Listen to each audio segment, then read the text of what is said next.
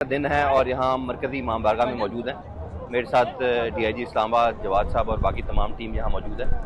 आज यहाँ जो मरकज़ी जुलूस निकलता है उसका स्टार्ट हो चुका है और आज यहाँ हम इसलिए मौजूद हैं कि आपको थोड़ी सी ब्रीफिंग देते हैं कि यहाँ क्या अरेंजमेंट्स पुलिस के पर्टिकुलरली और बाकी जो हमारे डिपार्टमेंट्स हैं उनके क्या अरेंजमेंट्स हुए।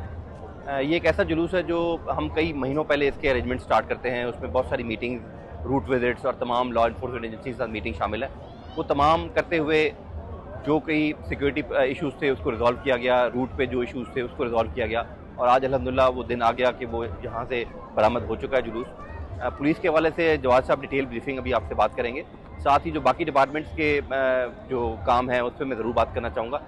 जो सफाई का इंतज़ाम है, एडिशनल डिप्लॉयमेंट यहाँ कई हफ्तों से यहाँ जारी रहती है और आज एडिशनल डिप्लॉयमेंट उसको कंटिन्यू करते हैं ताकि किसी किस्म का जो है कचरा वहाँ नज़र ना आए। साथ ही इस रूट पे तमाम जितने दरख्त हैं या कहीं प्रूनिंग होनी है उसको मेंटेन किया जाता है ताकि एक तो सिक्योरिटी थ्रेट उसको ख़त्म किया जाए और साथ ही कोई बारिश का पानी वगैरह ना खड़ा हो। रात काफ़ी बारिश हुई थी और सुबह सवेरे अर्ली आवर्स में तमाम टीम्स डिप्लॉय हुई ताकि कहीं रूट पे पानी जहाँ खड़ा है उसको साफ़ किया जाए और लोगों को यहाँ से गुजरते हुए कोई प्रॉब्लम ना आए।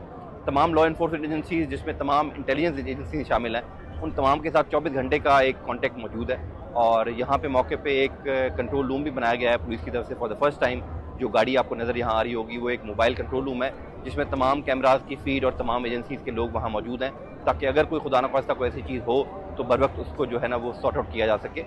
बाकी जो सैनिटेशन है, CDA की प्रूनिंग मैंने बात कर ली।